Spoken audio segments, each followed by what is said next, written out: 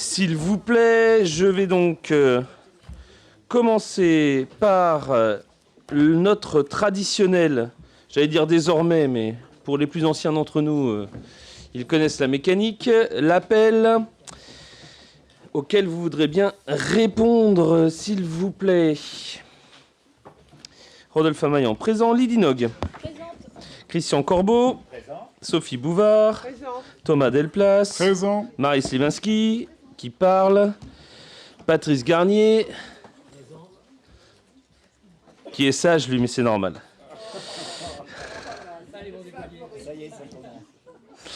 Sabrina Marnet. Marc Elaudet a donné pouvoir à partir d'une certaine heure à Sophie Bouvard, Céline Leblé, Luc Gadolet, Elsa Fallerin, pas arrivé, Stéphane Parago. Je suis en avance ou non? Ça m'arriverait. Ah oui, 18h03, non. Pardon. Stéphane Parago, du coup. Excuse-moi, Stéphane. Dorothée Bounel, Michael Mézel, Sophie Caillot. Ah pardon, Sophie Caillot est absente, a donné pouvoir à Sabrina Marnet. Charles Béchu devrait arriver également. Eva Moreau. J'arrive.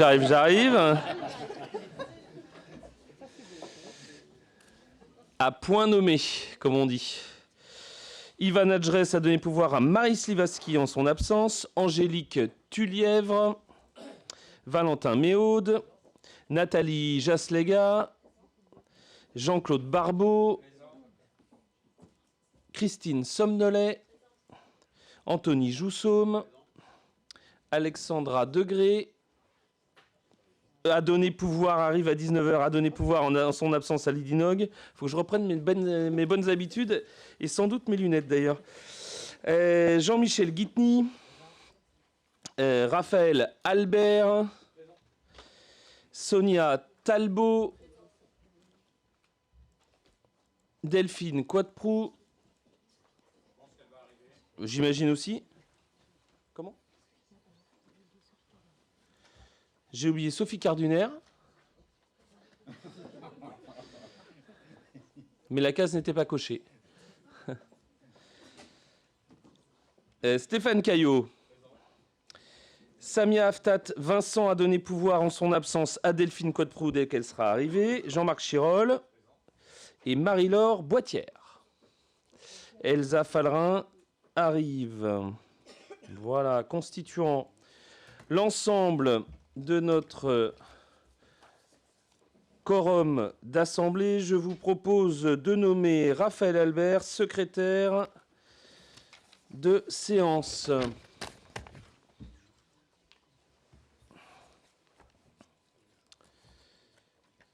Bien, un petit mot d'introduction. Moi, je suis ravi de vous retrouver ce soir. Mesdames, Messieurs, mes chers collègues, c'est un conseil un peu technique ce soir. Vous l'avez vu dans l'ordre du jour. Nous aurons sans doute des choses assez faciles à voter ce soir, puisque nous avons eu un échange avec Madame Quadprou, enfin plusieurs échanges, mais notamment tous les deux un échange pour organiser la séance de ce soir. Donc, vous nous pardonnerez sans doute la facilité avec laquelle les choses vont être faites, en tout cas la fluidité. Je voulais vous dire un mot, puisqu'on termine le cycle démocratique municipal, et je remercie d'ailleurs le public venu ce soir, qui nous fait l'amitié de participer à cette vie démocratique. À l'échelle du pays, c'est plus de 520 000 élus locaux. Bonsoir, Mme Quadprou. Plus de 520 000 élus locaux qui font vivre chaque jour notre démocratie. Voilà, une démocratie vivante. Une démocratie, on l'a vu durant ces élections, à laquelle les Françaises et les Français sont particulièrement attachés. Et moi, je le dis, je le traduis par un attachement fort aussi à cette conviction simple: on ne gouverne bien qu'en faisant confiance à ses maires. Vous le savez, je suis très attaché à cette République des maires, celle qui fait qu'on connaît un territoire, celle qui fait qu'on affronte le réel sans détour, celle qui fait qu'on exerce au plus près du terrain une autorité de proximité faite d'écoute, de responsabilité et de pragmatisme. Je le dis aussi, dans les prochains mois, à l'aube d'une échéance électorale majeure, cette République des maires devra être davantage respectée, davantage soutenue et sans doute pleinement reconnue. Je crois que c'est non seulement la condition de l'efficacité de l'action publique, de son efficience aussi, mais aussi de la confiance démocratique qu'il faut chaque jour essayer de promouvoir. À Vertou, dans cet esprit, dans le prolongement de la vision et de la méthode que j'ai pu exposer au premier conseil municipal, nous avons souhaité faire évoluer notre organisation, d'où le conseil de ce soir, pour rendre notre organisation plus lisible, plus cohérente et plus performante. Désormais, nos 8 adjoints sont structurés autour de 4 pôles, avec 2 adjoints par pôle. Le pôle de performance publique, le pôle aménagement durable, le pôle cohésion sociale et réussite scolaire, le pôle animation et rayonnement. Ce choix politique traduit une volonté claire: mieux coordonner l'action municipale, renforcer les complémentarités entre les délégations en transversalité et mieux articuler la réflexion stratégique et la conduite concrète des projets. Par ailleurs, chaque élu de la majorité dispose d'une délégation. Et comme pour le mandat précédent, j'ai souhaité que ce message fort réaffirme la confiance dans l'intelligence collective. Ainsi, dans l'équipe municipale, chacun doit prendre sa place et sa part de responsabilité en accueillant Charles Béchu. Responsabilité d'horaire aussi. Chacun doit contribuer à l'action commune. Tu n'es pas le dernier, mon cher Charles, donc ça va. Chacun doit pouvoir être identifié par les habitants et notamment sur les sujets qu'il porte. Au-delà même des délégations, majorité comme opposition, et vous savez que j'y suis attaché, devront organiser leur présence dans plusieurs organismes en direct et en lien direct surtout avec la vie de notre commune. Dans chacune de ces instances, on ne se représente pas individuellement, mais on représente Vertou. Et je crois qu'il faut ne jamais l'oublier. Voilà, pour ce mandat, j'ai souhaité aussi que nous puissions clarifier notre gouvernance. Elle reposera sur quelques principes forts qui me tiennent à cœur. D'abord, la transversalité entre élus de tous bords, entre services, évidemment, parce qu'une municipalité efficace, c'est une municipalité qui travaille ensemble. La performance, ensuite, parce que nous devons vraiment concentrer au premier sens du terme notre action publique pour la rendre plus efficiente. Et puis la simplification aussi, mais qui va avec la performance, pour la rendre effectivement plus claire, plus lisible, plus efficace, cette action publique. Tout cela n'a qu'un seul but: être pleinement au service des Vertaviennes et des Vertaviens, préserver et embellir Vertou, sécuriser et faciliter leur quotidien et faire rayonner notre ville.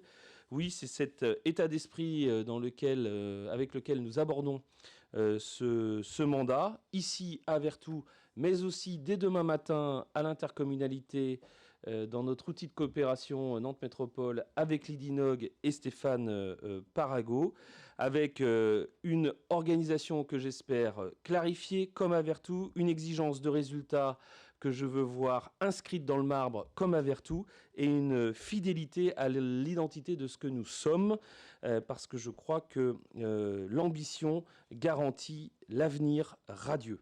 Je nous souhaite donc collectivement à toutes et tous, agents et élus, un très beau mandat et un très beau début de mandature, dans la confiance, dans la réalisation de ce que nous avons promis aux Vertaviennes et aux Vertaviens, et dans le rayonnement au service de tous.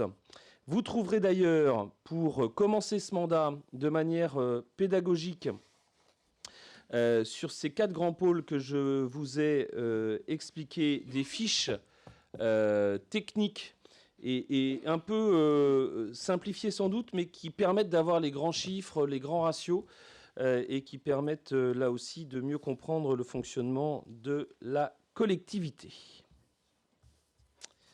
Voilà ce que je pouvais vous dire en introduction. Je vous propose... Oui. Ah oui, affichez donc l'organigramme. Pardon, vous avez raison. Alors oui, on affiche l'organigramme. Bien. Vous avez les délégations de l'ensemble, les 4 grands pôles. L'auriez-vous par... Ben, non. Vous voulez bien me l'envoyer par mail? Je voudrais le lire à tout le monde, s'il vous plaît.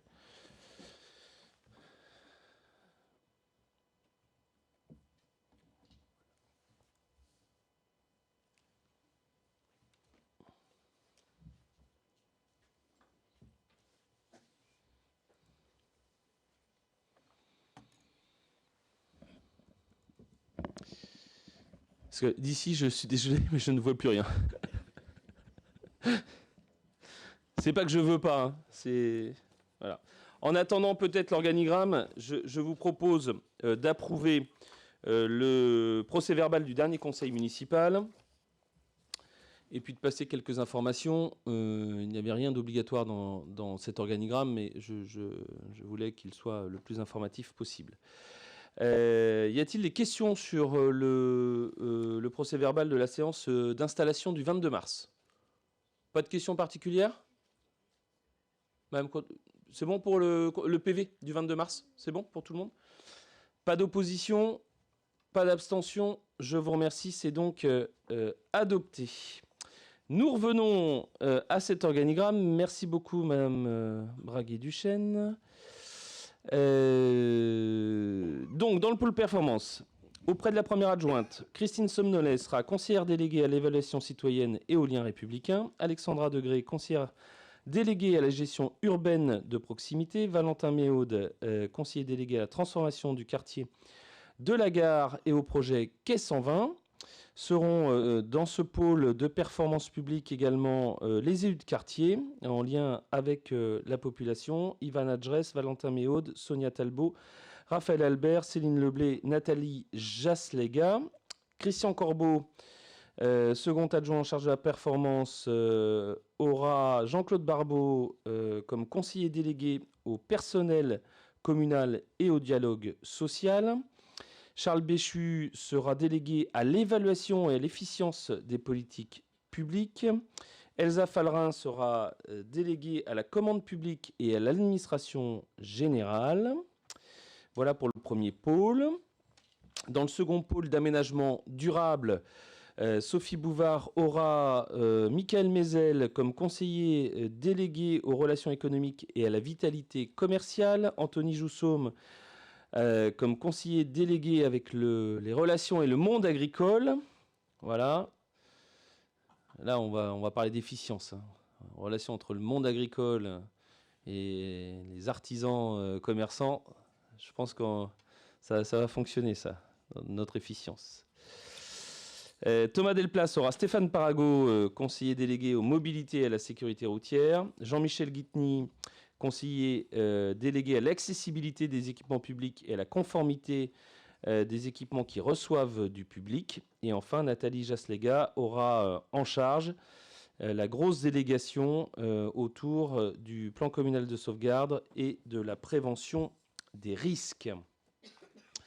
Pour le troisième pôle, le pôle de cohésion sociale et de réussite éducative, Patrice Garnier sera accompagné de Dorothée Bounel pour tout ce qui concerne la délégation petite enfance et parentalité, 0-6 ans. Sonia Talbot pour tout ce qui concerne la vie scolaire et la communauté éducative, 6-12 ans. Et Eva Moreau pour tout ce qui concerne l'engagement des jeunes et la citoyenneté. Sabrina Marnet sera elle accompagnée d'Angélique Tulièvre, conseillère déléguée à la solidarité et au handicap. Sophie Caillot continuera à œuvrer auprès des seniors de la prévention de l'isolement et des liens intergénérationnels. Et enfin, Céline Leblé sera conseillère déléguée à la santé et aux relations avec les professionnels de santé. Et enfin, dans le dernier pôle, animation et rayonnement, Marie Sliwinski sera accompagnée de Luc Gadolet pour tout ce qui est vie associative et engagement bénévole, de Sophie Carduner pour tout ce qui est délégation aux événements culturels, et Marc sera accompagné d'Ivan, Marc Elaudet, pardon, adjoint sport, sera accompagné d'Ivan Adjres et de Raphaël Albert, tous deux conseillers délégués aux événements sportifs, pour l'accompagner dans les nombreux événements sportifs et les nombreux questionnements et problématiques autour de la dynamique sportive. Voilà pour information ce que je voulais présenter à toutes et tous pour que, en transparence là encore, l'ensemble de l'organigramme soit connu. Peut-être quelques informations, si vous voulez qu'on puisse avancer, autour, pour commencer, des frais juridiques.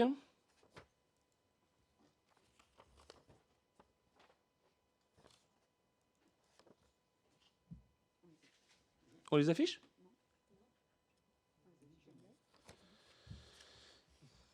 Pardon, c'est vrai, elles sont là. Excusez-moi.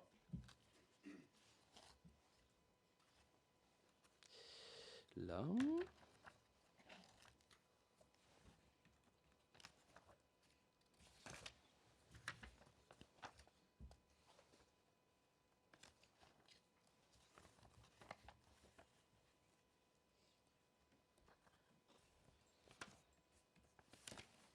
Alors, les frais juridiques, nous retrouvons un certain nombre de frais d'avocats pour un certain nombre de litiges que nous avons avec les uns et les autres. Voilà, sur de l'urbanisme, sur des travaux, voilà, globalement. Et puis des consultations qui permettent de sécuriser l'ensemble des projets. Voilà, pour un montant, alors j'ai pas le montant total, mais 3700, 2050, 5262, 5515. Ah, c'est le litige occupation illicite d'un terrain privé, 1080 et 3330 euros. 360 euros. Voilà. En fait, on est dans l'habituel, vous verrez pour ceux qui sont nouveaux, dans l'habituel information. Madame Cotte, vous vouliez prendre la parole ? Oui, merci Monsieur le maire. C'est peut-être pas le lieu pour nous donner l'information, mais nous souhaiterions que sur honoraires d'avocat d'un montant de 3360 euros, sur la faisabilité et la sécurisation juridique dans le cadre d'un projet structurant, que ça puisse nous être dit peut-être en commission, si ce n'est pas possible de l'évoquer. Mais il n'y a pas de secret du tout. On commence à travailler sur le musée Bassompierre. D'accord. Voilà, et donc on structure pour faire les choses dans les règles. On structure et on se fait accompagner d'une petite consultation d'avocat. Très bien, Voilà. bah merci. Comme tout le reste était précisé, sauf celui-ci, Oui, bah, voilà. Je ne sais pas pourquoi, mais bon, voilà, il n'y a pas de secret. C'est bon pour tout le monde sur l'information ? Super. On peut passer à la délibération 1. Alors, j'ai le plaisir de vous présenter, j'espère que ça ne va pas être trop monotone, les délibérations 1, 2, 3, 4, 5 jusqu'à 15, où je serai déporté pour laisser Lidinog présenter la délibération sur les référents déontologues. Je reprendrai ensuite la parole pour enfin la laisser à quelques adjoints qui ont des délibérations à passer. Je vous propose d'adopter le règlement intérieur, première délibération. Conformément au CGCT, nous devons délibérer pour établir notre règlement intérieur. Nous l'avons un peu toiletté. Nous en avions discuté avec Madame Quadprou. Nous avons fait un dernier petit ajustement à la demande d'ailleurs du groupe sur l'article 24. Mais je crois que vous avez eu Claire-Marie Duvivier sur le sujet. Sur les caractères Oui, pour tout à fait. atterrir à 2000 caractères. Voilà, Voilà. pour le Vertu Magazine. On demandait à avoir un peu plus de 2500. caractères. Oui, on avait demandé 2500. Je vois que c'est pas 2500, mais Ouais. 2000. Ouais. L'idée, on retravaille sur le Vertu Magazine. Je voulais pas, je voulais montrer que j'étais pas opposé à la question, mais comme on va retravailler sur le Vertu Magazine, on va pas changer toutes les paginations et tout, donc on peut faire 500 de plus pour faire facile et sans tout dérégler. Et quand on nous retravaillerons, mais je vous l'ai indiqué Oui, tout à fait. précédemment, le Vertu Magazine, on retravaillera cette question. Ça vous va ? Oui, ça nous va. Et puis j'ai vu la réponse aussi qui était faite sur l'uniformisation des comptes rendus des commissions. Voilà, c'est ça. Ouais. C'est important aussi pour nous. Merci. Oui. Non, mais pas de problème. Donc nous voterons bien sûr ce règlement intérieur. Merci beaucoup. Pas d'autres questions ? Pas d'opposition ? Pas d'abstention ? Je vous remercie. C'est donc adopté. Alors, nous allons passer à la longue litanie de l'attribution et de la dénomination pour tous les membres dans tous les organismes et commissions. Nous pourrions, si un d'entre nous le décide, le faire à bulletin secret. Et nous serions là, sans doute, jusqu'à 1h du matin. Je vous invite donc à choisir en pleine conscience si vous m'autorisez à lever ce bulletin secret, sachant que nous avons effectivement échangé déjà avec Mme Quadprou sur l'ensemble des attributions. Voilà. Est-ce que ça pose pas de problème pour les délibérations de 2 à 14 ? Ou est-ce que vous voulez dissocier quelques-unes ? Alors, nous, on aurait bien aimé dissocier quelques-unes. Dites-nous. On s'abstiendra. Non, c'est juste le vote à bulletin secret. Après, oui, alors le vote à bulletin secret, il n'y a aucun souci. Oh, d'accord. Non. Puis après, on va faire délibération par délibération. Oui, voilà. Hein ? Non, mais il n'y a pas de souci. C'est juste pour le vote à bulletin secret, pour nous éviter de mettre des enveloppes à tout le monde, de faire une urne, de dépouiller. Hein ? Ok. Super. Après, on les passe une par une, il n'y a pas de problème. Je vous invite donc à commencer par la création des commissions municipales permanentes, celles qui sont organiques et dans lesquelles nous devons obligatoirement siéger. Je rappelle d'ailleurs à l'ensemble du conseil municipal que ces commissions ne sont pas facultatives, elles sont organiques et donc chacune et chacun doit pouvoir s'y rendre, hormis une impossibilité forte, mais que nous devons justifier. Voilà. Je le dis aussi pour les membres du public. Nous avons donc 4 commissions. Voilà, super. Implication citoyenne. Performance publique et implication citoyenne, oui, c'est dedans.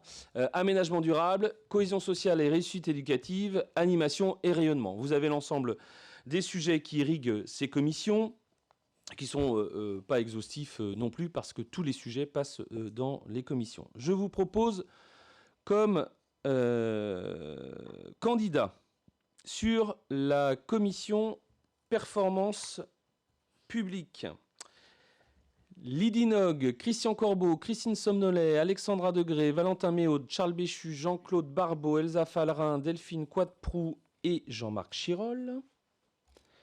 Sur la commission aménagement durable, Sophie Bouvard, Thomas Delplace, Michael Mézel, Anthony Joussaume, Stéphane Parago, Jean-Michel Guitny, Nathalie Jaslega, Jean-Marc Chirol, Marie-Laure Boitière, dont je ne sais pas pourquoi le nom a été fait en minuscule, pardon.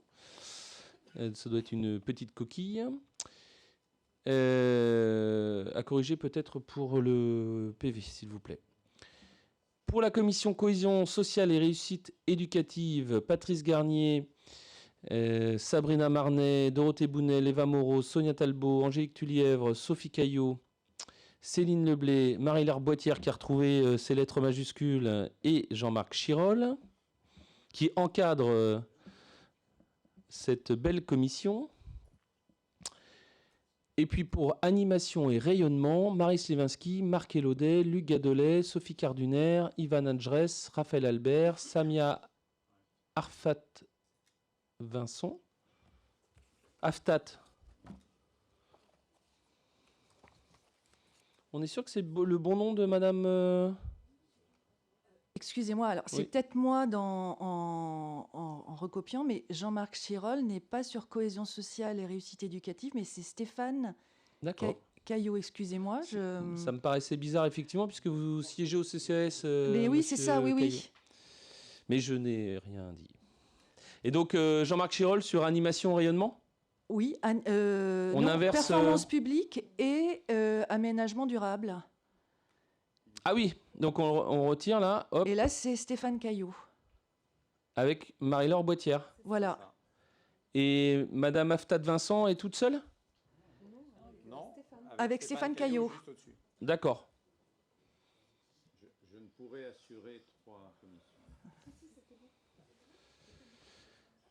Alors, Stéphane Caillot là, et puis un petit copier-coller, s'il vous plaît, pour remettre Stéphane Caillot aussi dans cohésion sociale et réussite éducative. Voilà. Et donc, normalement, nous sommes 9 et 10 par commission. 9 ou 10 par commission. C'est bon pour vous, suivant ce... Oui, oui. D'accord.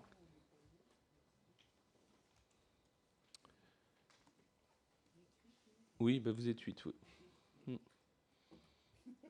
La quantité, parfois... hein, voilà. C'est bon pour tout le monde ? Voilà, et donc je vous propose de procéder à l'élection de ces membres. À main levée, si vous en êtes d'accord. Y a-t-il des oppositions, des abstentions, des votes pour ?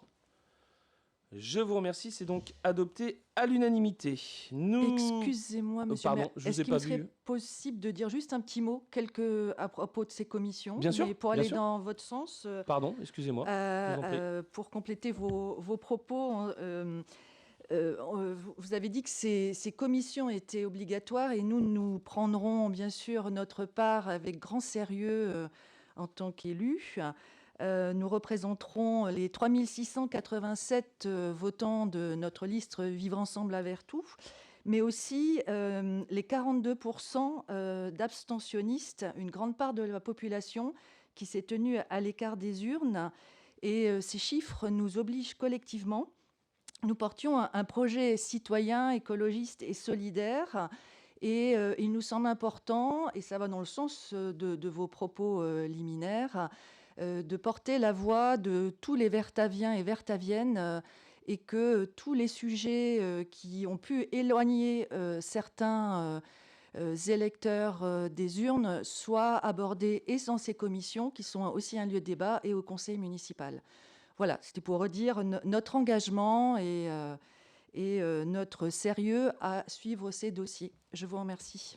Je vous remercie parce qu'effectivement, je compte sur vous, vous toutes et vous tous, comme sur chacun des élus ici pour mener à bien sa mission. Et je redis que même si notre participation est un peu meilleure que le département de la Loire-Atlantique et meilleure qu'au niveau national, on ne doit jamais se satisfaire qu'il y ait une seule personne qui ne vienne pas voter, parce que c'est un peu la démocratie qui s'abîme quand c'est le cas. Et je le dis, il faut qu'on combatte pied à pied vraiment cette abstention, mais ça passe, comme je le disais, et par la confiance démocratique, et je pense quand même par le respect de la parole donnée. Quand on dit quelque chose, on ne doit pas faire le contraire 10 jours après, parce que ça met du trouble et ça désespère les femmes et les hommes qui viennent voter. Je vous donne cet exemple parce que j'étais hier dans le taxi qui me ramenait à l'AMF national, puisque nous avions un conseil d'administration, enfin un comité directeur. Et je disais, bon, c'est quoi à Paris l'ambiance politique? Parce que ça a quand même été un peu effervescent, Paris. Il me dit, oh, moi je m'en ai rien à faire, tous pareils, je vais plus voter. Je dis, bah monsieur, c'est pas possible ça. Faut aller voter. Un monsieur charmant, hein, d'une 55 ans, 60 ans, je pense. Voilà. Non, moi je vais plus voter parce que ils n'arrêtent pas de dire des choses et le lendemain de faire le contraire. Et ben, je crois que la cohérence politique, elle est dans le travail, dans le respect de la parole donnée. Si on ne fait pas exactement ce qu'on a dit, il faut expliquer pourquoi et quelles en sont les raisons pour que le maximum de personnes le comprennent. Et puis, surtout, ne jamais revenir sur notre parole parce que ça, c'est effectivement problématique pour la confiance démocratique. Donc évidemment que je compte sur chacune et chacun d'entre vous pour du travail, pour de la consistance dans le travail, pour de l'efficience dans le travail, mais aussi avec un peu de joie, parce que c'est quand même sympa de vivre à Vertou. Je passe à la délibération numéro 3, qui est celle de la fixation des membres du comité social territorial et du maintien de la parité numérique. Le 10 décembre 2026 se dérouleront les élections pour renouveler les représentants du comité social territorial.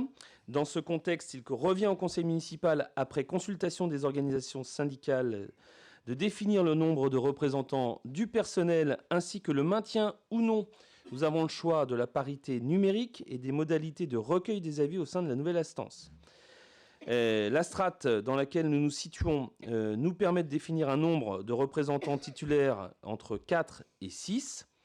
Et dans le cadre d'une réunion de dialogue social qu'on a tous les mois, nous avons sollicité les organisations syndicales et les organisations syndicales ont souhaité que le nombre de membres soit maintenu à 4 titulaires, ce qui nous va parfaitement. Voilà, et donc nous sommes en ligne et en phase sur ces questions. Donc je vous propose d'approuver cette délibération pour maintenir à 4 titulaires pour le CST et 4 représentants du personnel.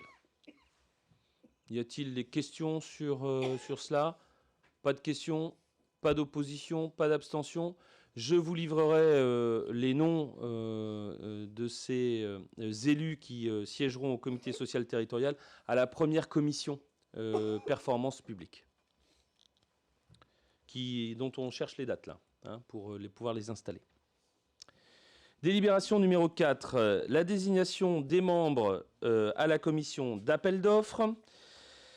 Là aussi, la commission d'appel d'offres est l'organe chargé pour les collectivités territoriales d'examiner toutes les candidatures et les offres consécutivement à un appel d'offres et d'attribuer les marchés publics.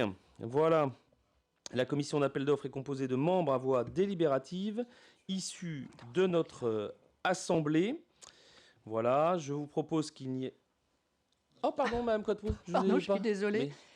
C'est l'inverse, c'est Marie-Laure Boissière qui est titulaire et je suis suppléante. Très bien. J'avais pas fini. Mais pardon, je croyais que vous alliez mettre au vote, excusez-moi. Non, je n'ai pas fini. Donc nous avons effectivement travaillé une seule liste, donc je vous propose de corriger la liste avec Elsa Fallerin, Charles Béchu, Michael Mézel, Jean-Claude Barbeau, Thomas Delplace et Marie-Laure Boissière donc en titulaire.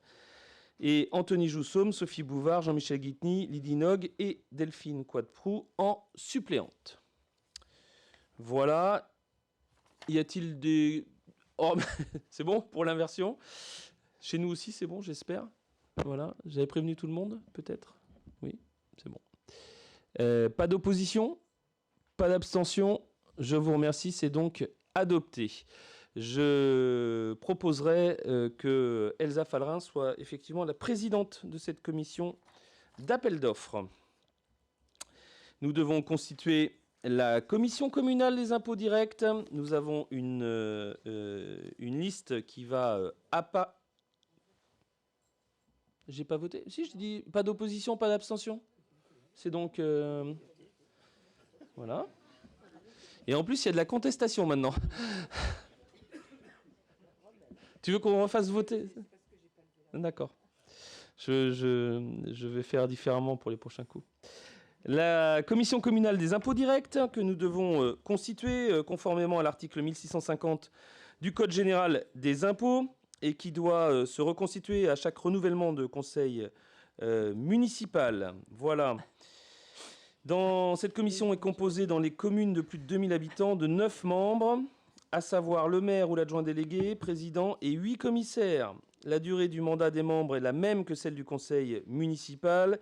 Et donc, en fonction de la vie municipale, mais aussi de la vie citoyenne, il nous faut, pour ces 9 personnes, en réaliser quasiment 32, je crois, pour que tout le monde, pour qu'il n'y ait jamais une place de vacante. Nous devons avoir des personnes qui doivent être de nationalité française, ressortissant d'un État membre, être âgés de 18 ans, jouir de leurs droits civils, être inscrits au rôle des impositions directes locales dans la commune, être familiarisés avec les circonstances locales et posséder des connaissances suffisantes pour l'exécution des travaux confiés à la commission. Voilà, en cas de décès, de démission, de révocation, de 3 au moins des membres de la commission, il est procédé dans les mêmes conditions à de nouvelles désignations. Je vous propose donc en membre Madame Quatreau. Excusez-moi. Sur la liste complémentaire, il peut y avoir des personnes qui ne sont pas élues du conseil municipal. D'accord. Oui. Et même, c'est pour ça que je vous relisais l'article sur... Parce que je vois Yvan Le Chevalier. Non, mais il est peut-être... C'était déjà le cas au précédent mandat, si vous vous souvenez bien, puisque nous avons des personnes qui doivent effectivement être familiarisées avec les circonstances locales et posséder des connaissances suffisantes pour l'exécution des travaux confiés à la mission. Et souvent, on met des anciens élus parce qu'on trouve que bon, voilà, ils ont œuvré, ils savent comment ça fonctionne. C'est pour ça aussi que vous avez Claude Pajot qui est dans cette commission. Voilà, et des gens qui sont plutôt investis dans les commissions. Très bien, merci. Voilà. Donc je vous propose Christian Corbeau, Lydie Nog, Nicolas Van Kamerbeck, lui aussi ancien élu, Anthony Joussaume, Chantal Fontenot, Charles-Antoine Brézac, Christine Somnolet, Jean-Marc Chirol, Delphine Quatreau. Dans la liste complémentaire, Jean-Michel Guitny, Gisèle Coyac, Gisèle Coyac, Vincent Lecam, Jean-Luc Lalande, Nathalie, c'est pour son petit clin d'œil, parce que je sais qu'elle nous regarde. Jean-Luc Lalande, Nathalie Jaslega, Luc Gadolet, Yvan Le Chevalier, Marie-Laure Boitière. Nous avons sur les suppléants Michael Mézel, Stéphane Parago, Alexandra Degré, Jean-Claude Barbeau, Sophie Lieubeau, Raphaël Albert, Sonia Talbot, Julie Albert, Samia Aftat Vincent, s'il vous plaît. Voilà. Et nous avons Elsa Fallerin, Christian Cuny, Sophie Javelot, Benoît Sio, Sophie Carduner, Julie Delesquin, Claude Pajot et Valentin Méaude en suppléant de la liste complémentaire. La simplification administrative doit aussi, je pense, infuser jusqu'au plus haut niveau de l'État. Je m'arrêterai là. Y a-t-il des questions? Je peux passer au vote. Y a-t-il des votes pour? Ça, c'est pour Marie Slevinski. Des votes contre, des abstentions. Je vous remercie. C'est donc adopté. Délibération numéro 6, celle de la délégation de services publics, qui ne se réunit pas beaucoup à Vertou, mais dont nous avons l'obligation d'installation. Je vous propose la même que... je pense qu'il faut modifier, c'est la même chose que la CAO, et donc je pense que Mme Quatreau est en suppléante et Mme Boitière en titulaire. C'est bien ça? Oui, mais on a fait la même liste. Mais ne vous inquiétez pas, elle ne se réunit jamais. C'est une obligation. Voilà. Mais on n'a pas de délégation de service public pour l'instant. On pourrait en avoir une. On en a eu par le passé, mais on n'en a pas... voilà. Est-ce que ça va à tout le monde? Je peux passer au vote. Main levée, pas d'opposition, pas d'abstention. Je vous remercie. C'est donc adopté. La 7, hein, c'est la même chose, c'est la commission consultative des services publics locaux. Cette commission examine notamment le rapport annuel établi par chaque délégataire et se prononce sur tout projet de délégation de service public avant le conseil municipal. Et donc, nous avons, dans une forme de reproduction et de parallélisme de la commission de délégation de service public, remis les mêmes membres. Elsa Fallerin, Charles Béchu, Jean-Claude Barbeau, Thomas Delplace et Marie-Laure Boitière. Mais de même, cette commission ne s'est pas réunie pour l'instant. Voilà. Donc, pas d'inquiétude. Je vois même Boitière se dire... Mais pas d'inquiétude. Voilà. Votre présidente de groupe vous a épargné pour l'instant. Pas d'opposition, pas d'abstention. Je vous remercie. C'est donc adopté. Voici pour les commissions et les comités municipaux. Je vous propose de voter pour les groupements de coopération sociale et les syndicats, de désigner des représentants à l'Assemblée générale de la Fabrique du Sud-Loire. Vous savez, nous sommes membres de ce groupement de coopération sociale. En sont membres les communes de Vertou, Saint-Sébastien-sur-Loire, les Sorinières, ainsi que l'Institut public au sens, les AT publics de la Vertonne.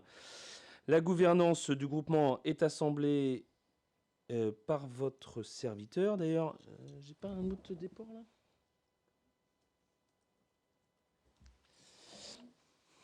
Écoutez, si elle est rejetée, j'aurais fait une erreur. Mais elle est, je sortirai pour le vote quand même, on ne sait jamais. Et cet administrateur a forcément la qualité de maire. Et la place est tournante. Enfin, pas pour l'instant tout à fait, mais je l'espère fortement. Voilà. Qu'elle sera tournante. Et conformément à notre convention constitutive modifiée, chaque membre désigne pour le représenter au sein de l'Assemblée générale un représentant et un suppléant. Donc forcément le maire et un suppléant désigné par notre Assemblée. Je vous propose donc de me désigner comme titulaire et de désigner Dorothée Bounel comme suppléant. Voilà. Mais les suppléants siègent à la Fabrique du Sud-Loire. Voilà, on verra. Pas de promesse que je ne peux pas tenir. Y a-t-il les oppositions, des abstentions? Ça va tout le monde? Je vous remercie. Vous me dites quand vous voulez... Voilà. De même, nous avons un représentant au syndicat mixte e-collectivité au sein des collèges des communes. Voilà, le syndicat e-collectivité, c'est celui c'est cet opérateur public qui est dédié au développement de l'administration électronique et à la transformation numérique des collectivités territoriales de notre belle région. Christian était déjà, je crois, tu siégeais déjà à e-collectivité, et donc je propose que ce soit Christian Corbeau et Lydie Nog comme suppléants. Oui, tu devais être suppléant, c'est Juliette Lecoulme qui devait être titulaire. Voilà, ça me permet de faire un petit clin d'œil aussi à Juliette Lecoulme. Voilà, donc Christian Corbeau et Lydie Nog. Y a-t-il des oppositions, des abstentions? 5 abstentions, je vous remercie. Des votes pour. C'est donc adopté à la majorité. Nous devons désigner des représentants au sein des établissements sanitaires et sociaux. Voilà. Alors, vous avez le conseil d'administration de l'ESAT public départemental de la Vertonne. Je vous propose, nous avons un seul représentant dans chacune de ces établissements. Je vous propose Angélique Tullièvre, liée à sa délégation. Pour le conseil de surveillance de l'hôpital, je vous propose Céline Leblé, liée à sa délégation.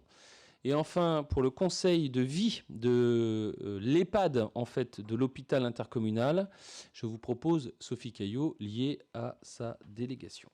Y a-t-il des oppositions, des abstentions?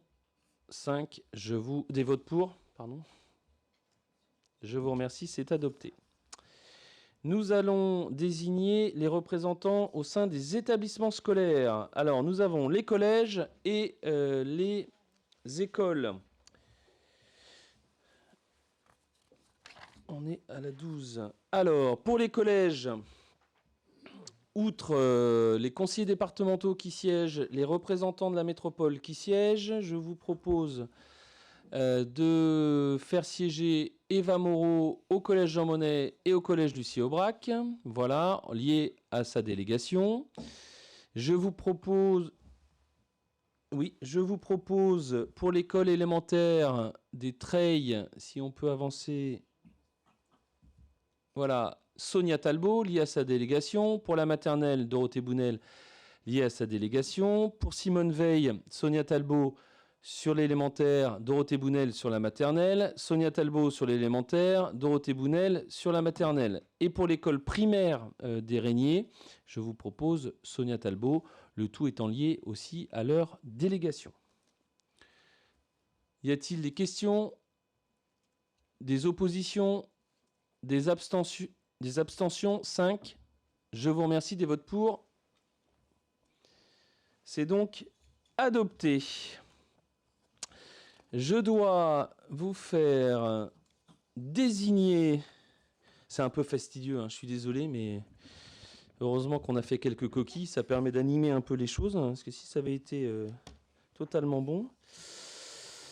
désignation des représentants au sein de l'agence France Locale. Vous savez, on a adhéré à France Locale, ou vous ne le savez peut-être pas pour ceux qui nous regardent, le 23 juin 2017. Le groupe France Locale, c'est en gros la banque des communes qui s'auto-finance, ou en tout cas autorise des prêts pour les collectivités territoriales et les établissements publics de coopération intercommunale. Et donc, il convient, à la suite du grand renouvellement des conseils municipaux, de renommer les représentants. Et donc, je vous propose Rodolphe Amaillan et Christian Corbeau. Voilà. Y a-t-il des questions? Pas de questions? Des oppositions, des abstentions, des votes pour. Je vous remercie pour cette belle unanimité. De la même manière, nous désignons des représentants au sein de l'agence Loire-Océan Développement, la SPL, à laquelle nous adhérons depuis 2019. Cette agence est compétente dans l'ingénierie des projets municipaux et donc en adhérant, nous pouvons, évidemment en payant quand même, mais nous pouvons bénéficier et contractualiser dans une relation plus simple avec eux pour l'ingénierie de certains projets. Et donc, c'est la branche d'outillage du département. Voilà, la SPL est composée en grande partie par des membres du conseil départemental. Voilà, je vous propose pour l'Assemblée générale et l'Assemblée spéciale Marie Sliwinski, puisque ça tourne autour aussi beaucoup du tourisme, et je vous propose d'en être le suppléant. Y a-t-il des questions, des oppositions, des abstentions? 5. Des votes pour. Je vous remercie, c'est donc adopté à la majorité. Un certain nombre d'autres organismes et associations dans lesquels nous siégeons, où nous avons un ou deux représentants, un peu plus pour l'école de musique, mais j'y reviendrai. Je vous propose donc, pour la durée du mandat, de regarder qui y siégera. Pour l'association du Centre d'expression et de créativité du Moulin-Gautron, Marie Sliwinski et Sophie Carduner. Pour la commande publique et le développement durable, Réseco, Elsa Fallerin. Pour l'agence d'urbanisme de la région nantaise, dite Oran, Sophie Bouvard et moi-même. Pour le CENRO, le conseil d'établissement, Angélique Tulièvre. Pour Sévria, qui est le foyer de vie de l'ADPI, Angélique Tulièvre. Pour l'IME Val-de-Sèvres, nous avons Angélique Tulièvre.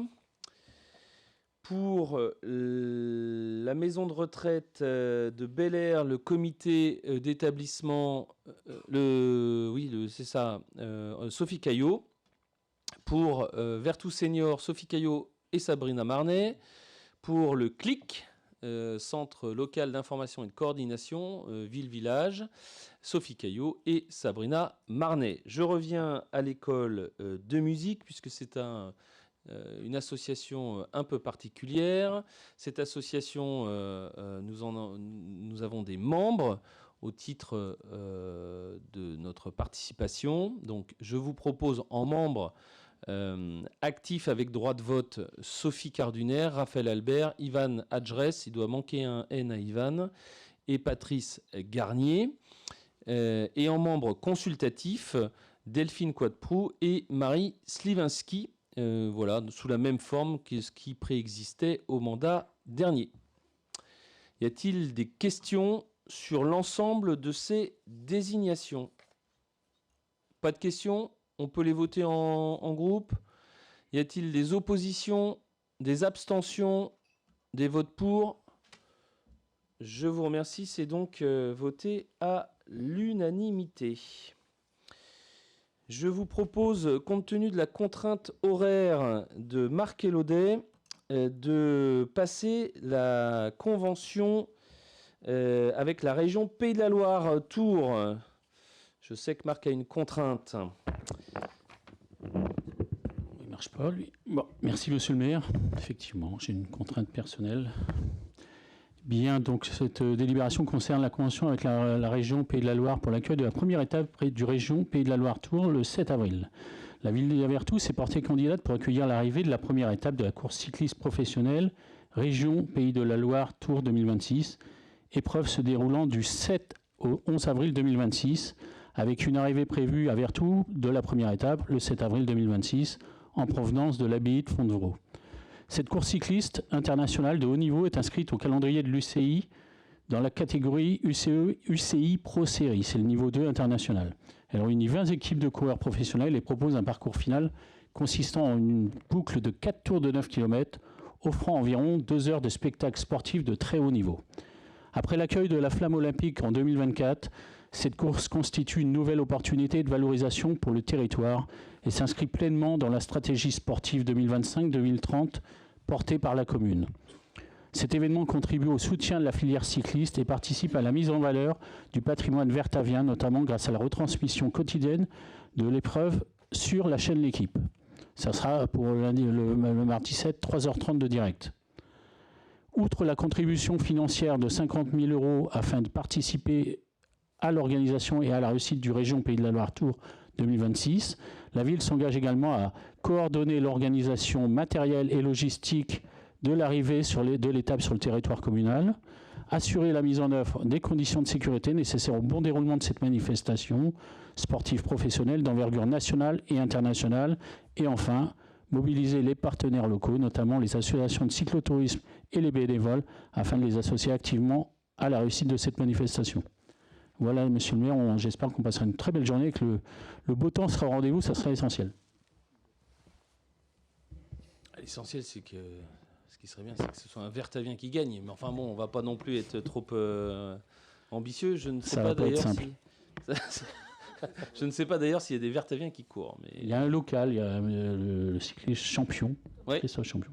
Bah, en plus, il porte bien son nom, Thomas. Je crois... Non, Thomas ? Oui, je crois. Donc je serais ravi de pouvoir lui remettre ce trophée. En tout cas, c'est une très belle course qui a eu un beau retentissement l'année dernière. Voilà. Et donc je suis très heureux que nous puissions bénéficier de l'arrivée de cette course. Y a-t-il, donc nous devons signer effectivement la convention. Y a-t-il des questions autour de cette convention? Jean-Marc Chirol. Monsieur le maire, mesdames, messieurs, il n'y a rien qui va dans cette proposition de délibération.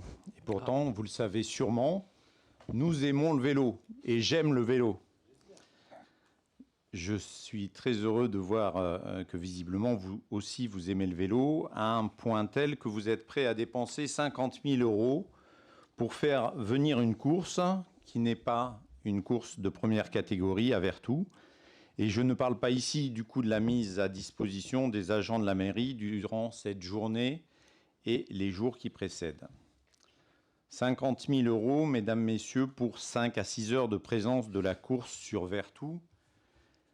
C'est l'équivalent d'un siècle de subventions municipales au cyclo-club de Vertou pour organiser l'Averton, cette course de début d'année.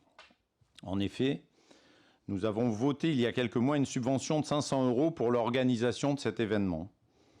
Et vous nous proposez aujourd'hui une subvention 100 fois supérieure pour accueillir le Tour des Pays de la Loire. 100 fois supérieure, c'est 100 ans de subvention pour l'Averton. Ces 50 000 € n'auraient-ils pas été plus utiles répartis, par exemple, en 1 000 € pour 50 associations sur Vertou?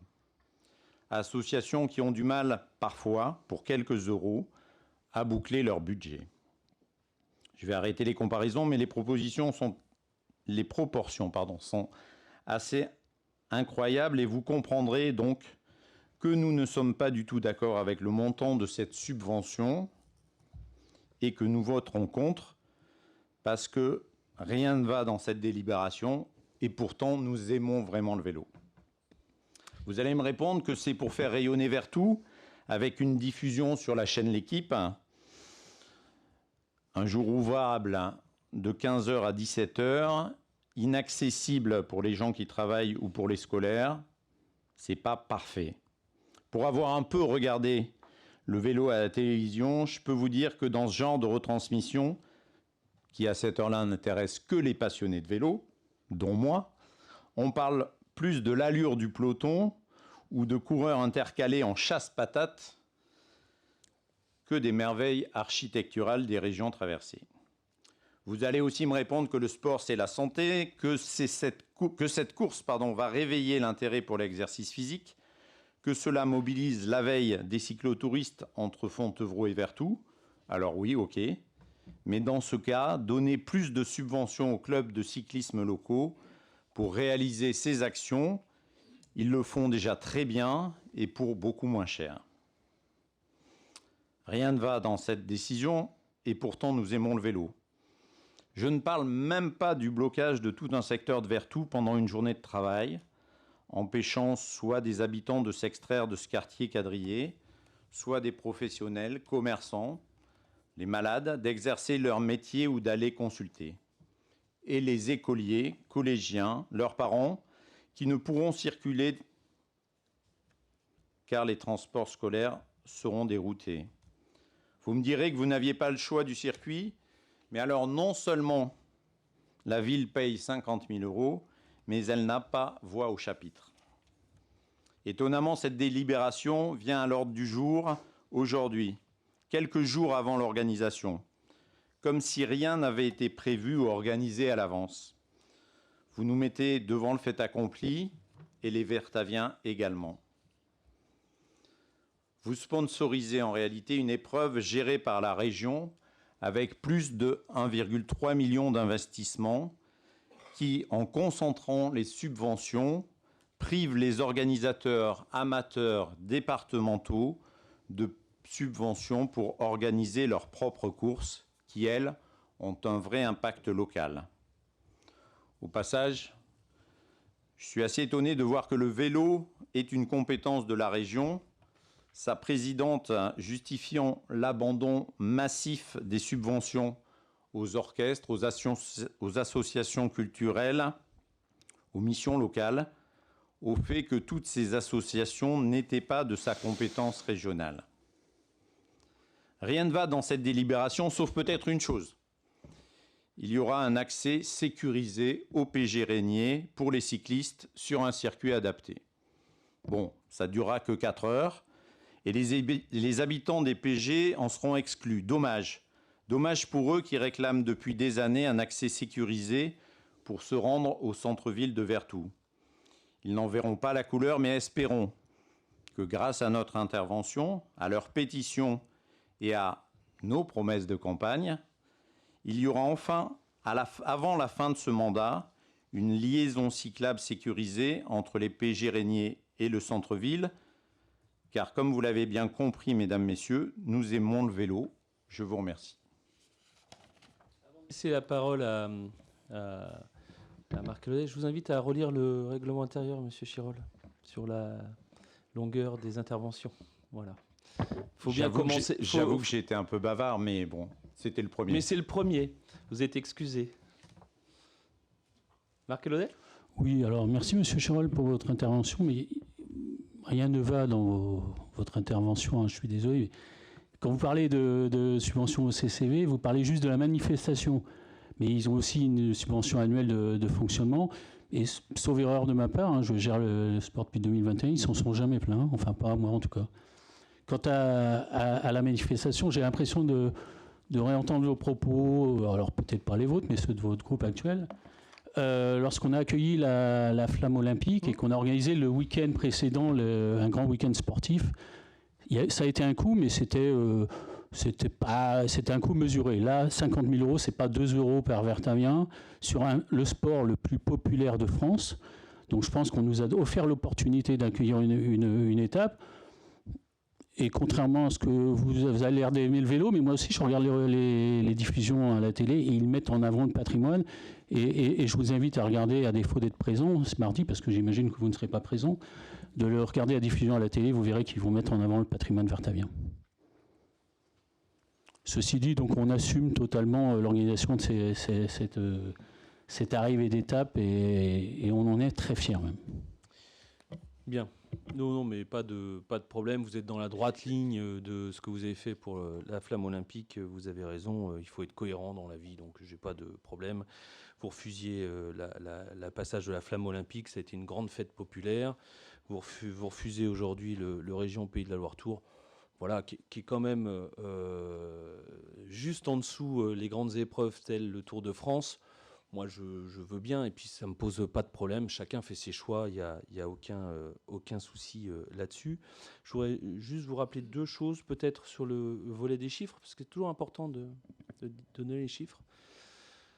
Vous avez parlé de 500 euros, vous avez parlé de 50 000 euros, puis moi, je voudrais vous parler de 52 millions d'euros. Voilà. Parce que c'est toujours important d'avoir ça en tête. 500 euros, c'est effectivement la subvention pour la Vertonne. Voilà.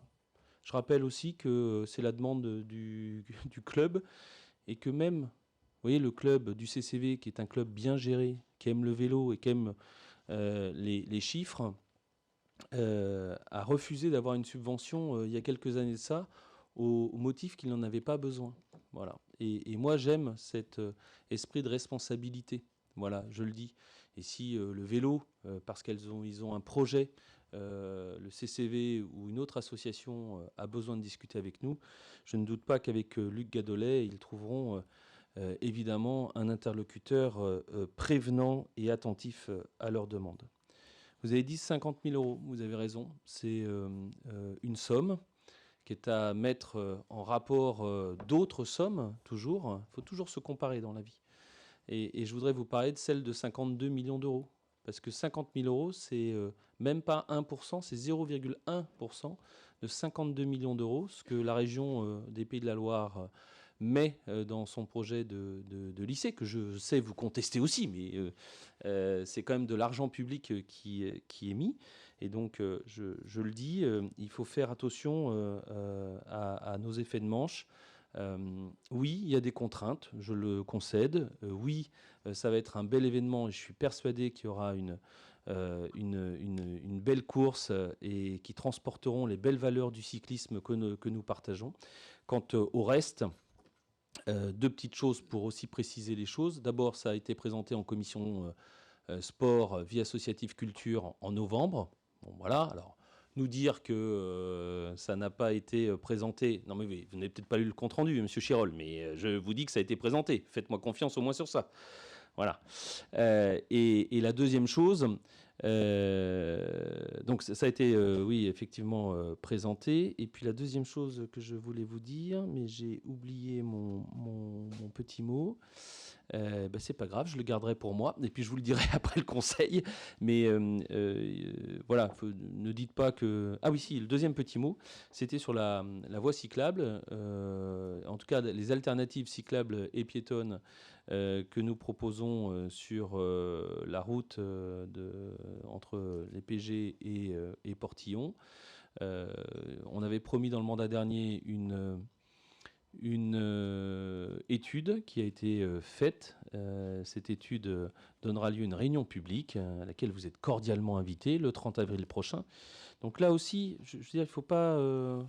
voilà, faut dire les choses telles qu'elles sont et pas refaire l'histoire. Donc je dis les choses de manière apaisée et pour que chacune et chacun ait l'information. Mais je constate qu'encore une fois, quand il s'agit de rayonnement de valeurs sportives, même au détour du fait que vous arguez être pour cette pratique sportive, je constate qu'à chaque fois, vous vous abstenez ou vous votez contre ces délibérations-là, ce que je trouve dommage parce que le sport, d'une manière générale, devrait nous rassembler. Je ne dis pas que c'est parfait, encore une fois, mais je pense que le sport devrait nous rassembler parce que c'est ces valeurs du sport qui, par le travail, par l'entraînement, par le mérite, par la cohésion sociale, font progresser la vie, la société tout entière. Voilà.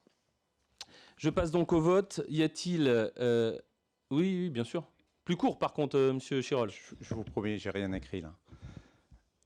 On partage bien sûr les valeurs sportives, il n'y a aucun problème là-dessus. On trouve simplement que 50 000 € pour une course dans un après-midi ouvrable, c'est très cher et que ces subventions auraient pu bénéficier à d'autres associations. Toutes les valeurs du sport et organiser des événements, il n'y a pas de problème.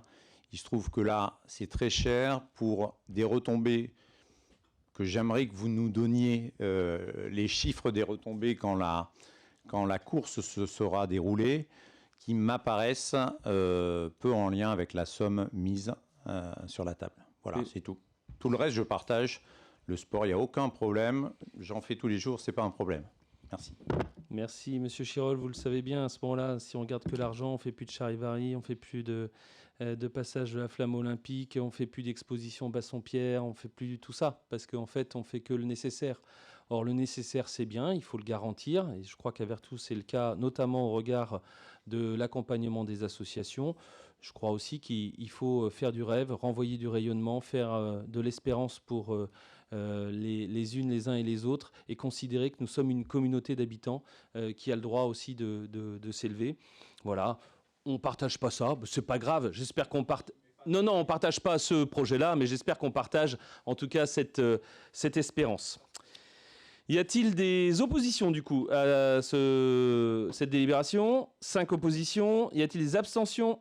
Des votes pour? Je vous remercie, c'est donc voté à la majorité.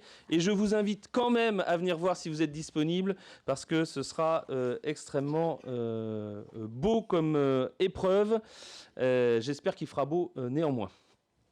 Je passe la parole et la présidence de l'Assemblée à Lydie Nog pour vous présenter, en reprenant l'ordre normal de nos délibérations, la délibération numéro 15 autour de la désignation des référents déontologues. Merci, Monsieur le maire. Donc, il s'agit là de nommer les référents déontologues des élus et les modalités d'exercice de leurs fonctions. Donc, l'article 1101 du CGCT, issu de la loi du 21 février 2022 relative à la différenciation, la décentralisation, la déconcentration, donne la possibilité à tout élu local de consulter un référent déontologue chargé de lui apporter tout conseil utile au respect des principes déontologiques consacrés par la charte de l'élu local. Cet article, entrant en vigueur depuis le 1er juin 2023, prévoit sa désignation par l'Assemblée délibérante et précise ses modalités d'intervention. Les missions de référent déontologue des élus sont exercées en toute indépendance et impartialité par des personnes choisies en raison de leur expérience et de leurs compétences. Elles peuvent être, selon les cas, assurées par une ou plusieurs personnes ou par un collège de personnalités n'exerçant au sein des collectivités auprès desquelles elles sont désignées aucun mandat d'élu local, n'en exerçant plus depuis au moins 3 ans, n'étant pas agent de ces collectivités et ne se trouvant pas dans une situation de conflit d'intérêts avec celles-ci. Ça marche pas? Si. Pardon. L'AMF 44 a donc constitué dans ce contexte une liste de personnalités aptes à exercer la fonction de référent déontologue, cette liste étant susceptible d'évoluer dans le temps et proposée aux communes le souhaitant de désigner cette liste de référents déontologues. Les élus pourront saisir l'un de ces référents par tout moyen auprès du service juridique de l'AMF, la collectivité pouvant émettre une préférence pour l'un ou pour l'autre des référents de la liste. Il est prévu aussi une indemnisation des référents quand ils font une intervention donc, sous la forme de leur vacation. Un montant maximum pouvant être versé étant fixé à 80 € par personne et par dossier, 300 € pour la présidence effective d'une séance du collège d'une demi-journée et 200 € pour la participation effective à une séance du collège d'une demi-journée. Donc, il est la liste de... Donc, à la suite du renouvellement du conseil municipal installé le 22 mars dernier, le conseil municipal de ce jour est invité à délibérer sur la désignation de la liste référente des déontologues sur la modalité d'exercice de ces fonctions. Alors, il a été désigné en qualité de référent déontologue constitué par l'AMF, M. Antoine Dejoie, ancien notaire, M. Hubert Delorme, ancien maire de Saint-Molf, Marie-Cécile Gessant, ancienne maire de Sautron, Maître Catherine Lesage, avocate honoraire, ancien bâtonnier de l'Ordre des avocats, M. André Louisy, ancien maire d'Orvaux, et Jean-Luc Marquet, magistrat honoraire de la Chambre régionale des comptes des Pays de la Loire. Uniquement en cas de collégialité, il a été nommé Jean-François Mola, président honoraire du corps des tribunaux administratifs et des cours administratives d'appel, ancien vice-président du tribunal administratif de Nantes, et M. Bernard Madeleine, président honoraire du corps des tribunaux administratifs et des cours administratives d'appel, ancien président du tribunal administratif de Nantes. Donc, on vous invite à voter ces listes qui vous sont proposées. Y a-t-il des questions? Donc, nous allons pouvoir passer au vote. Y a-t-il des abstentions? 5. Des oppositions? Des votes pour? Donc, la délibération est adoptée. Nous pouvons faire rentrer Monsieur le maire, s'il vous plaît.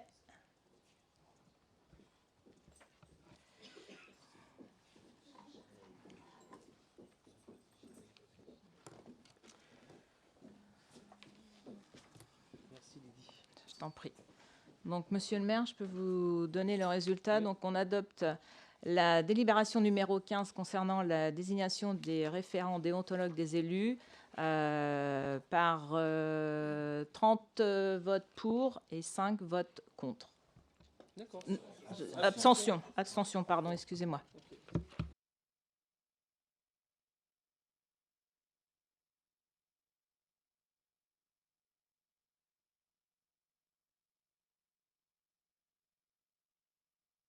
Numéro 16, les frais de représentation du maire.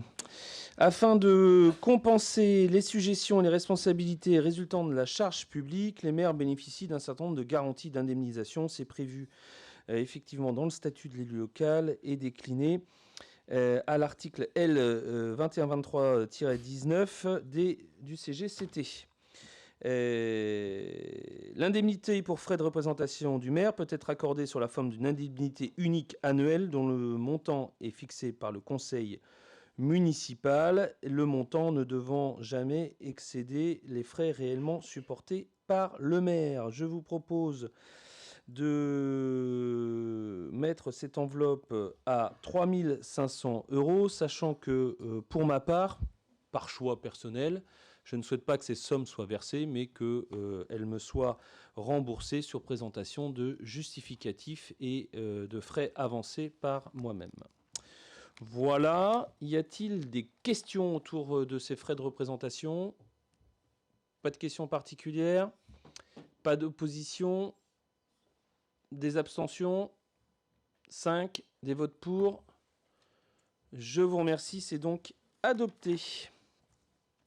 Nous avons aussi les conditions de droit à la formation des élus et la fixation des crédits affectés. Tout ça doit servir effectivement aux élus dans leur obligation aussi de se former de manière continue et permanente. Tous ces crédits sont prévus à l'article 2123-12 du CGCT.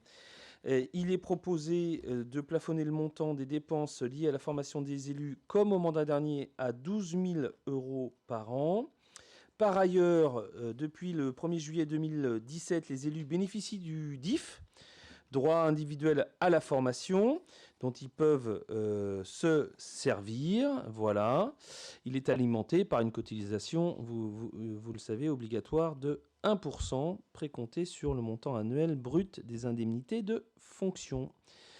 Voilà pour ce que je pouvais vous dire de ces droits à la formation et des conditions de ces droits. Y a-t-il des questions? Pas de questions? Pas d'opposition? Pas d'abstention, j'imagine. Je vous remercie. C'est donc voté à l'unanimité. Délibération 18. C'est tout nouveau d'ailleurs. C'est lié au statut, à la loi sur le statut de l'élu. Vous savez, qui a été votée en décembre 2025 et pour laquelle d'ailleurs l'Association des maires de France s'est beaucoup battue pour qu'on améliore le statut de l'élu, qu'il soit actif, étudiant ou toute autre personne. Et donc on a un certain nombre de dispositions et dans ces dispositions, un certain nombre sont générales, notamment la prise en charge des frais d'aide à la personne des élus municipaux, des frais de garde d'enfants ou d'assistance à domicile de personnes âgées, handicapées, voilà, ou à celles et ceux qui ont besoin d'une aide personnelle à leur domicile et qu'ils ont engagé en raison de leur participation aux réunions. Voilà, c'est tout nouveau. Il nous en revient de fixer les modalités de prise en charge. Voilà, suivant les règles portées à l'article L 2123-1 du CGCT, bien connu d'entre vous désormais. Voilà, pour les réunions, les conseils, les commissions. Voilà, c'est pas pour toutes les réunions non plus. Décide de limiter la prise en charge sur production de justificatifs des dépenses réellement engagées sur la base horaire du salaire minimum de croissance. Voilà. C'est donc une charge nouvelle pour la ville, mais c'est aussi une facilitation de l'exercice du mandat, et ça, c'est bien pour la démocratie. C'est des charges pour lesquelles on est plus enclin à alourdir le budget de la commune. Y a-t-il des questions? Pas de questions? Pas d'opposition? Pas d'abstention? Je vous remercie. C'est donc adopté à l'unanimité. Délibération 19, la dernière qui, pour moi, c'est celle de la mise à disposition de véhicules de service aux élus. Voilà, l'article L 2123-18-1-1 du CGCT dispose que le conseil municipal peut, selon les conditions fixées par la délibération annuelle, mettre un véhicule à disposition de ses membres lorsque l'exercice de leur mandat le justifie. Voilà, dans le contexte de réinstallation, il convient de reprendre la même délibération qu'au mandat dernier, avec cette possibilité, avec une particularité pour le maire d'être disponible en permanence qui justifie le remisage à domicile du véhicule de service. Voilà. Et puis pour les adjoints et les autres membres du conseil municipal avec délégation, pour les missions liées à leur mandat électif, sous réserve de réserver justement les véhicules. Ça peut être d'ailleurs, c'est pas forcément une voiture, hein, je le rappelle, ça peut être un vélo électrique, ça peut être une trottinette électrique. Voilà, on peut faire les choses un peu différemment également. Voilà ce que je pouvais vous dire sur cette délibération. Des questions? Pardon, Madame Boissière. Non, pas de questions là. Y a-t-il des oppositions, des abstentions? 5 abstentions? Oui, d'accord. Non. Et y a-t-il vote pour? Je vous remercie, c'est donc adopté.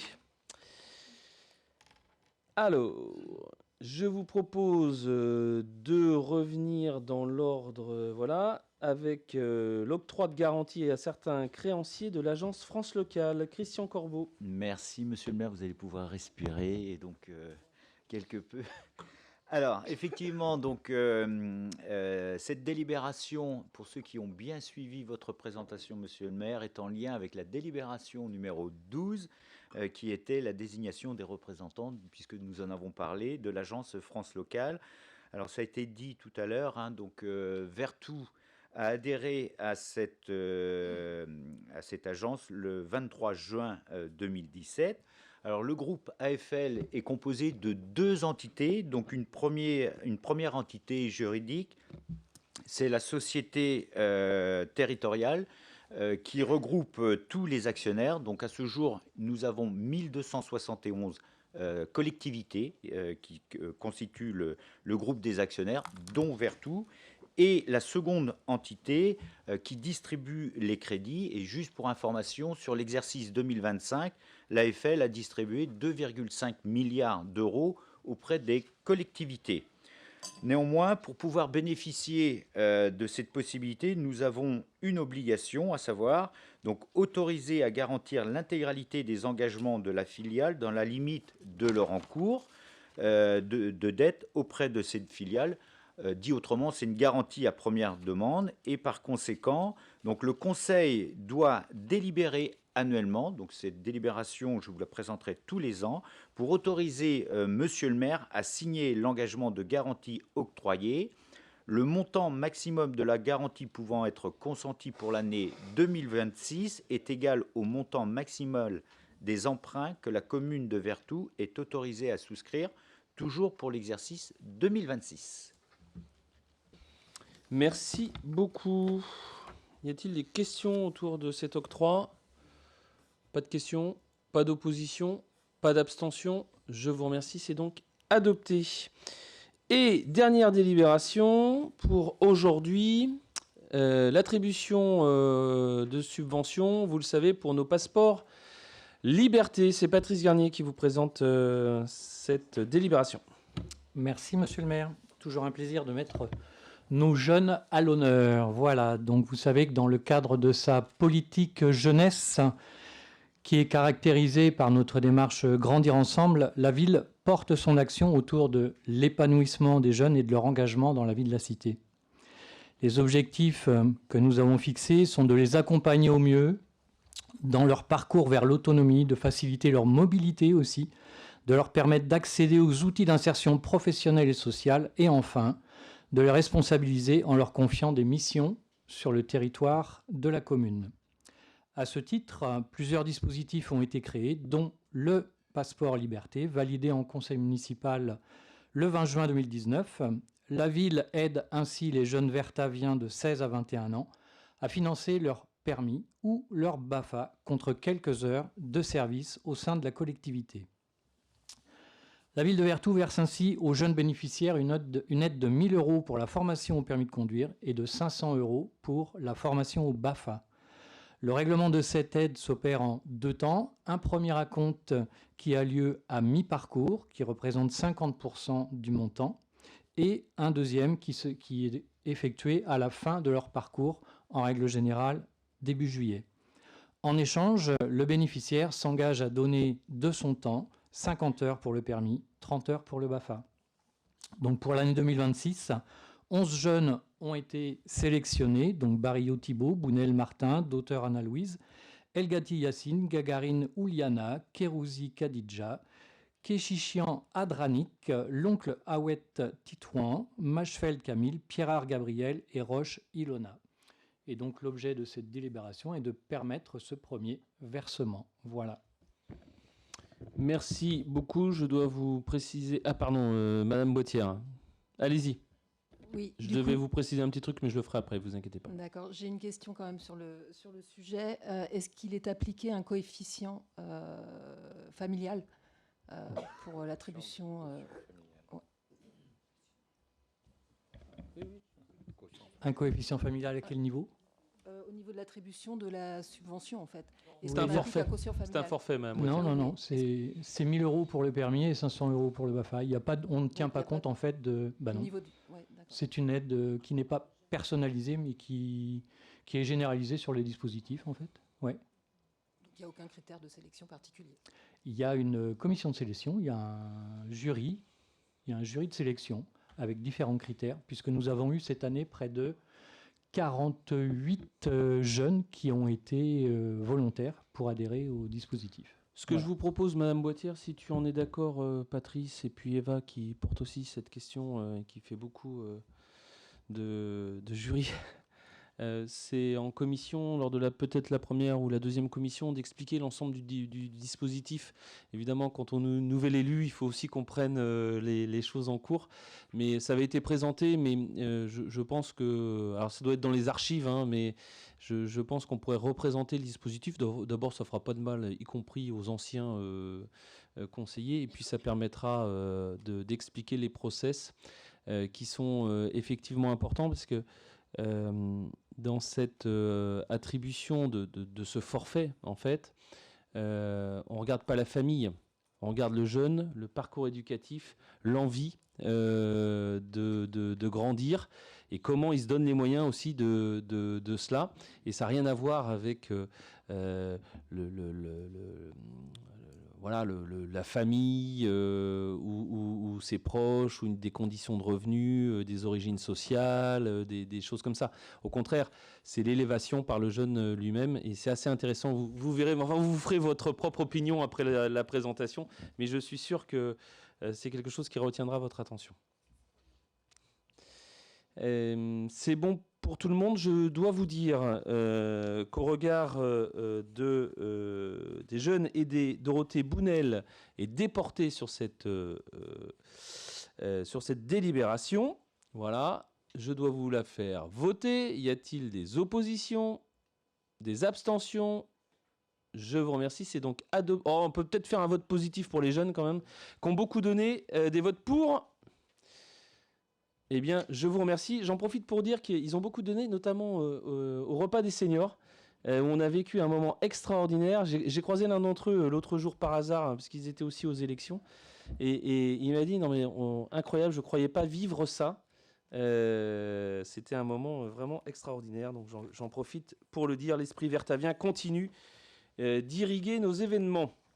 Nous en avons terminé, puisqu'il n'y a pas de questions orales ce soir, avec l'ordre du jour ordinaire de notre conseil. Vous me permettrez un petit mot quand même, parce que je ne peux pas terminer.